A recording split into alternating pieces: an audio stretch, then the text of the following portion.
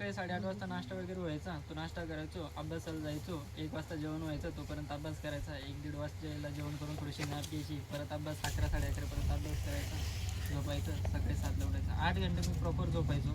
पहिले खूप अभ्यास केला, 2022-23 मी खूप अभ्यास केला, पण तो डिरेक्शनलेस अभ्यास होता. जेव्हा मला कळालं इतका अभ्यास करायची गरज नाही आहे, एक प्रॉपर इफिशियंट वेने जर आपण अभ्यास केला ना तर 8-9 घंटे खूप आहेत.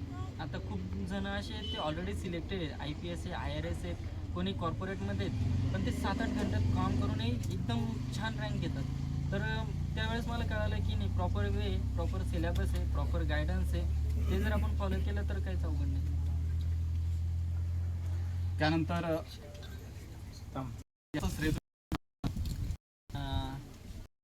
ह्या यशाचं श्रेय तर कोणाला एकाला नाही देता येणार, की आई वडील आहेत, पूर्ण परिवार आहे, माझे भाऊ आहेत, बंधू आहेत, रामदास रोजेकर, परमेश्वर रोजेकर, A to Z, म्हणजे जेवढे माझ्या पाठीशी माझ्या प्रायमरी एज्युकेशनपासून ते आतापर्यंत शिक्षक वगैरे सगळे.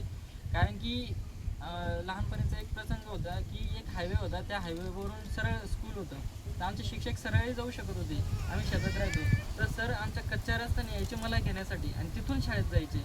का की मी शाळेत हुशार होतो, त्यांना वाटायचं की याची शाळा हुकली नाही पाहिजे. तर ते होते माझे 4थीचे एज्युकेशन. तर 4थी त्यावेळेसपासून तर मला आतापर्यंत कंटिन्युअस सपोर्ट आहे. तर या विषयाचं श्रेय तर सगळ्यांनाच जातं.